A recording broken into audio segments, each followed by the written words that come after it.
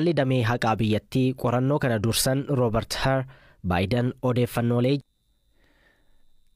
dhaggeeffatoota keenya dogoggora mudateen of galchaa dandeettiin waa yaadachuu koo rakkoon qabu. Kana kan dubbatan pirezidaantii Ameerikaa Joo Baayiden.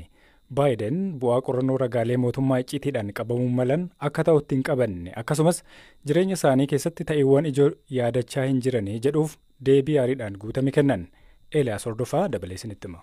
Qondaalli damee haqaa biyyattii qorannoo kana dursan Robert Hur Baayiden odeeffannoolee icciitii waraanaa fi imaammata alaa Afgaanistaaniin wal qabatan akka hin taanetti qabatan jedhan.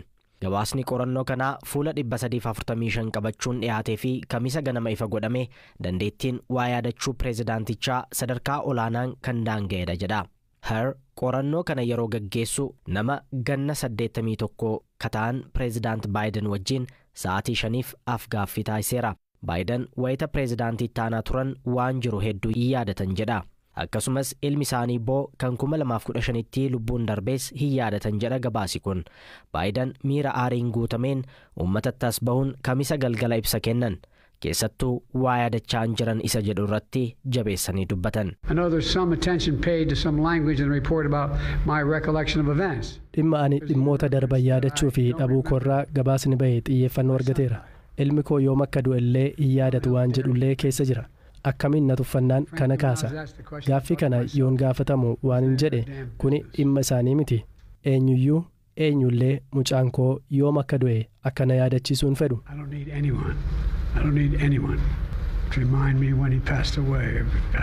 Pireezidaant Baayiden achuma waltajjii sanarra gaaffii gaazexeessitoonni waa'ee umrii isaanii fi fayyaa ta'uu isaanii irratti kaasaniif miiraan guutamanii deebisan nan tolchaatti itti hammeessan.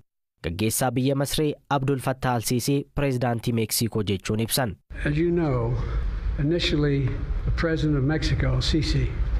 Akkuma beektan jalqabarra pireezidaantiin Meeksikoo Siisii qarqaarsi namoomaa akka seenuuf ulaa banuu hin barbaanne ture. Anatu wajjin dubbatee ulaan akka banamu amansiise. Qorannoon kun Baayiden odeeffannoo iccitii harkaan katabamee nama yaadannoo isaanii barreessuuf dabarsanii kennaniiru jedha.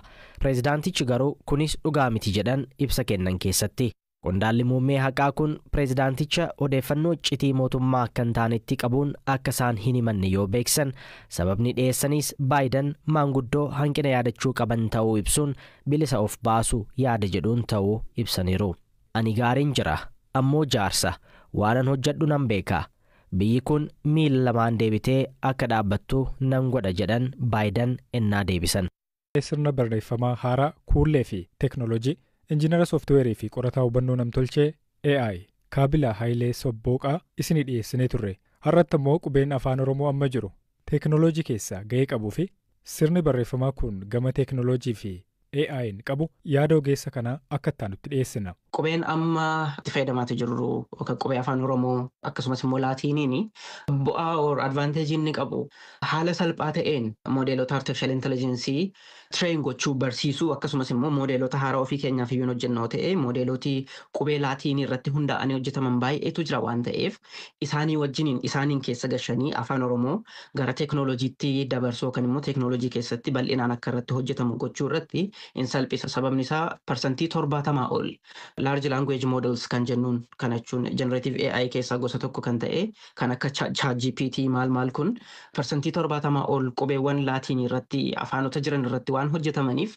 afaan Oromoos gaafa gara teeknooloojii kanaatti gashuu irratti hojjetamu teeknooloojii dura jiru fayyadamameetu teeknooloojii masana fooyyessuudhaan yookaan wanta amma lafarra jiru kana fooyyessuudhaan akka gara sanatti gashan gochuudha. Kan biraan immoo already sistema amma jiru kanarratti haaluma salphaadhaan afaanota kaanii wajjiniin otoo walitti hin bu'iin kan qofaa keenya addatti hojjechuu toon qabaatiin haaluma salphaan akka keessa gallu godha. Gama biraadhaan community accessibility kan jennu jirra. Namooti riisarchii hojjetan yeroo baay'ee gaafa waan haaraa ofiidhaa kalaqan namoota hojii isa fakkaatu yookaan immoo riisarchii isa fakkaatu hojjetan ilaalanii isaan irraatiis muuxannoo fudhatanii akka hojjetan taasisa.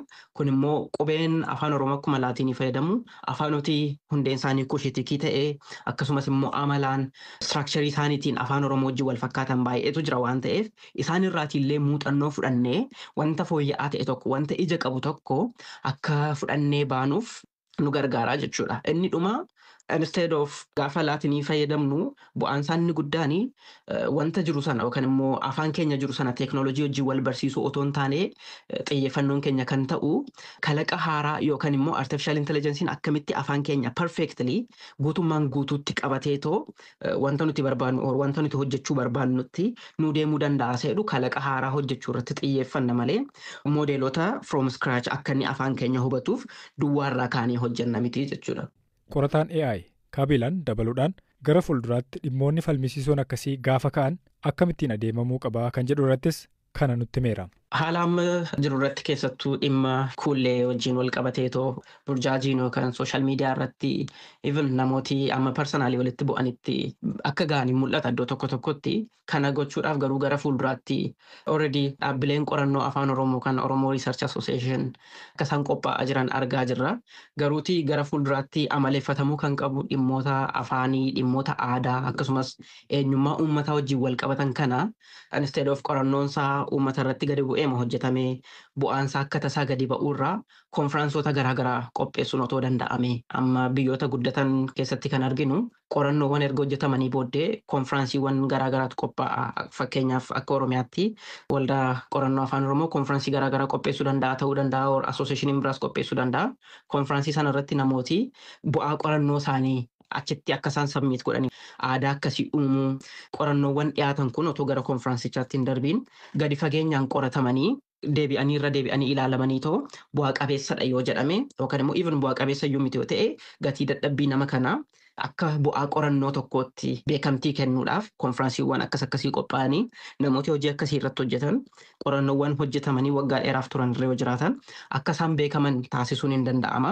Gama biraadhaan immoo akkuma sabaatti akka uummataatti aadaa yaada nama tokkoo miirarraatii bilisa taanee ibsuu yookaan immoo miirarraatii bilisa taanee yaada nama tokkoo jajjabeessus ta'ee kuffisuu irratti aadaa akkasii otoo qabaannee baay'ee gaariidha. Aadaa akkasii hin qabnu taanaan namooti hojiiwwan haaraa gaafa hojjetanii dhufan wanti sun hojiirra haa ooluus hojiirra ooluu isaa baatu gaafa jajjabeeffamanii garuu loojikaal kallattii ta'eetiin kun sirriidha sirrii miti jedhamanii too gaafa kuffifamanii gaafa yaadi sun kufu yookaan fudhatama argatu dhaloonni booddeerra dhufu kalaqaa hojjechuu irratti qorannoowwan garaagaraa dhimma afaanii dhimma teeknooloojii irratti hojjechuu irratti jajjabaachaa deema. Biyyoota Arabaa yookiin immoo baha giddu galeessaa keessa hojjetan kitaaba barreessanii maxxansanii kan jedhu dhaga'uun guddoo kan baratame miti. Shamarree Gannat Girmaa UAE, Dubaay akkasumas Libaanoonitti hojii mana keessaa hojjetaa kana milkeessite. Shawaa Kaabaa Aanaa Wacaaleetti kan dhalatte Gannat shamarran biyya Arabaatti akka dungoo baqaa maatii isaaniidhaaf abdii ta'uu jette. Gannat kitaaba barreessuudhaaf dhimma ka'umsa naaf ta'e jettu qabdi. Jalqaba akkatti biyyaa baate ibsuudhaan eegalti. Kanan biyyaa ba'e barumsa kutaa 9tti adda kuteenidha. Sababni itti biyyaa immoo yeroo sanaa baay'ee barachuulee nan barbaada ture. Garuu waan maatii koo gidduu turetu ture. Obboleettii koo baay'ee dhukkuba ture. Sababoota sanaan barumsa kootti fufuu hin dandeenye. Tariitii karaa kana isheellee gargaaruu hin danda'a. Ofii kootiifis immoo waan tokko godhadhee biyyatti deebi'ee barumsa koollee barachaa hojjechuu hin danda'a jedheeni ture kanan biyyaa ba'e. Kanan biyyaa ba'e bara 2009 ji'a 9ffaa keessadha ja'amsaa keessaa biyya Beerut Libaanosdha. Beerut yeroo deemu umuriin koo yeroo sana kanatti biyyaa ba'e waggaa 16. Yeroo sanatti bu'aa bahiiwwan baay'ee keessan darbe amma amanuu hin dandeenyetti hamma nyaata dhabee rakkachuutitti illee gahee hin beekatu yeroo sanatti. Ganna 16 biyyaa ba'ee jette akkamittiin ganna 16 biyyaa ba'uu dandeesse? Qaanyummaa umuriin koo waggaa 21 jedheen baafadhe isuma sanaatiin hin darbe. Biyya hambaa waliigalatti ganna meeqa jiraatti jechaadha amma? Waggaa 6. Amsaa keessa waggaa 7 guutuu. Beerut waggaa 3. Asis immoo Dubaay waggaa 3 gara 4 deemaa jira. Biyya hambaatti hojii mana keessaa hojjetaa ta'e kitaaba barreessite. Mee waa'ee kitaaba keetii nuu kaasi. Maaltu ka'umsa sii ta'e? Kitaaba kana barreessuudhaaf kan ka'umsa naaf ta'e yeroon Beerut deemu haalli xiqqoo yaa ulfaatu iyyuu malee hojiin hagas mara natti hin ceemu ture yeroo waggaa tokko akka lama. Yeroo sana keessatti sooshaal miidiyaa badaan fayyadamu gatii ta'eef nan barreessa ture. Walaloo akkasuma immoo barreeffamoota tokko nan barreessa ture. Gaafan gara miidiyaatti dhufu immoo shamarran biyya Arabaatiif ilaalchi dhaloonni qabuuf baay'ee gadi bu'aadha.